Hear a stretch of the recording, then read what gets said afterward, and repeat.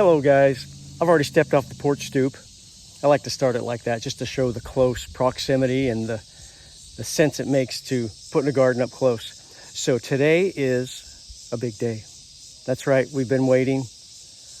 By the way, I want to give a shout out to my first subscriber, Aaron. Aaron, thank you so much for joining our team. Hope to see many more of you in the future. And I know you all, when you subscribe, must have a passion for gardening. It's such a great, healthy thing to do. So thank you, Aaron. I appreciate that so much. So here we go. Back to what we're doing. And guess what today is? You see that? Planting out day of the raised bed. We're going to plant some Detroit Dark Red, Paris Island, which is already planted, obviously. I've watered that in. And then we're going to do carrots. 4 rows of carrots, which I'm really excited about. And also a little bonus over here, I've done some pots. So let's start in with carrots. Okay, so we've got Danvers half long here. Just gonna sprinkle them in.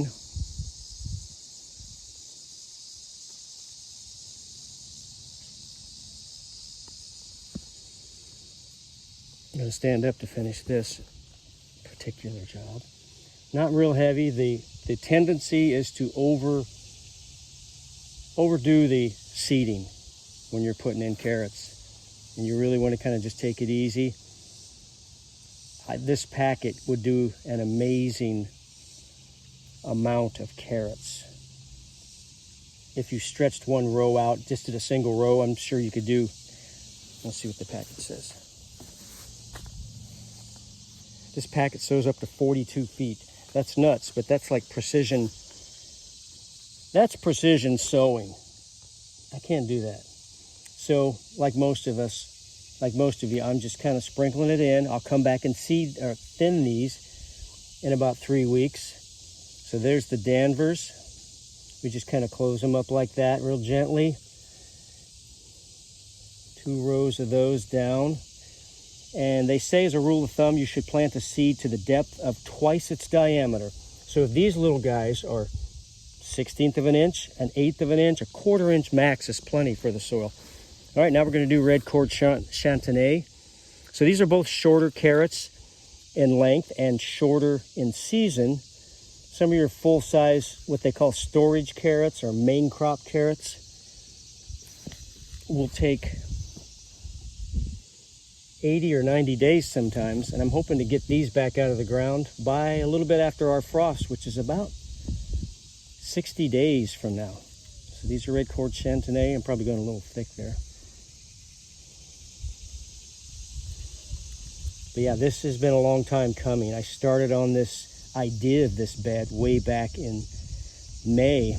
Had it in my head at least to do this. And then the slow physical process of doing it came about through July, and then there's a seed, a tree seed, I don't know. Through July and August, and then got the box put together. I'm sure you guys, if you've been watching the channel, have seen the process of me building, placing, and then filling the box with what's called a hugelkultur / core gardening. You could roughly call it hugelkultur. With the rotted sticks in the bottom, straw or vegetation of any kind on top of that, and then just some basic topsoil. And on top of that, your planting medium. In my case, I've got several inches of dirt I dredged from a rotted tree and tree limbs. Okay, so so that's what I'm planting into, and hopefully that dirt is going to be good and rich with a lot of fungal activity from the rotted leaves and branches that have been occurring in that area I pulled this from for many years. And so there's that. Let's plant some beets now, guys. I got Detroit Dark Red here, and I don't know if you can see this, hopefully so. This is called intensive planting, and it's kind of bunching up, maximizing your space. I'm putting one of these in each because beet seeds will sometimes shoot out 2 and 3 and 4 seedlings from a single seed. So you can see I'm going to plant these quite a bit deeper. Trying to do just one of these. There we go. Let's get one more in there. That one's kind of a Probably get 10 out of that hole. So I'm going to kind of push those down a little bit. It's windy today, so it's a little tricky, especially with these tiny carrot seeds. There we go. So you can see the pattern I did. So basically 2 rows, back and forth, as opposed to straight rows. So I kind of knife this one in between and squeeze them together. And then the 3rd row will be the same as this first row here, straight across from it. And then there's one in the middle right there, in the middle right there, in the middle right there. That's intensive planting, and that maximizes your space. All right, so now I'll water that in. You can see I pushed my mulch to the side. I've got the extra in the bucket right there, and I left little rows of it. I'm going to try to keep this ground covered as much as possible. It's a little tricky right when you're starting out, but you keep your mulch close by, keep the ground cool as close as you can.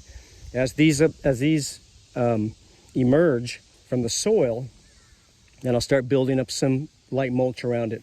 In this case, I'm going to put this board flat on top of the carrots, and these little pieces are to fill in where I didn't have big enough piece of plywood to cover the whole area perfectly.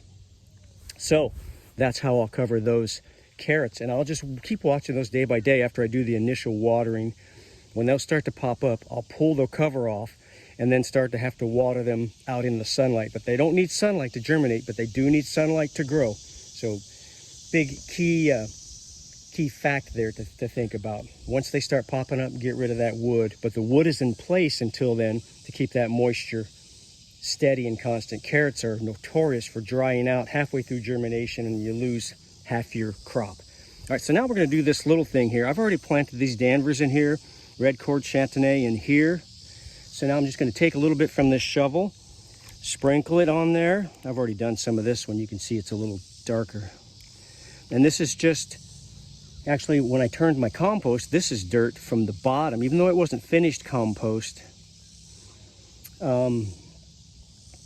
it was already happening on the bottom there. And I think you've heard me talking about one of the main benefits of covering your ground, covering your planting area, is mimicking the forest, mimicking nature, the master plan of nature itself.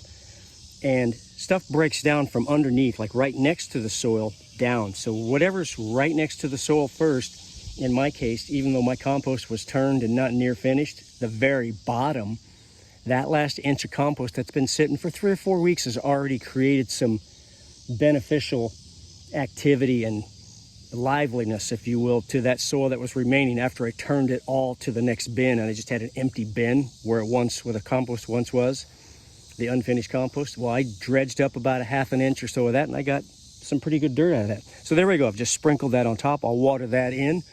So cool. This is happening, guys. I'm so happy. Start small, think big. So we're starting small. Right there, I've got 1, 2, 3, 4, 5, 6, 7, 8, 9 rows of stuff. I mean, potentially, if these carrots come about, I'll get 15, 20, 25 pounds of stuff from here if the beets really get as big as I hope they will. So I hope I've planned this right. I think I have, according to our frost date in my calendar. October 20-ish is our first frost date. And so, yeah, we're going to see. Gardening is a grand experiment, but it's also less of an experiment if you plan out. We can only work with what we've got, and we've got good weather right now. It's warm. I'm planting cool season stuff. So being in 4 seasons, coming from California, this is a kind of a first for us. We did fall gardens there, but it was very lackadaisical. A little bit of plastic row cover in December-ish sometime. Our first frost date was around, I believe, Thanksgiving or a little after there. So that's pretty deep into the year. Here, it's a full month and a half before that, because I went from zone 9 to zone 6B. Big difference. So here we go. We'll keep tabs on this, and we'll watch the process of this small bed that we've been working on as an ongoing project as we go.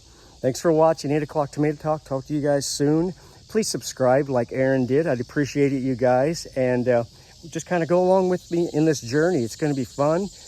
It's going to be historical, because I love to talk about the history of all this stuff. There'll probably be some music mixed in, because there's a lot of music flowing in the veins of our family. So that's bound to hit this channel sooner or later.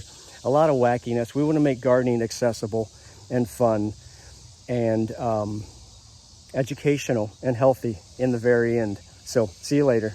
Bye-bye.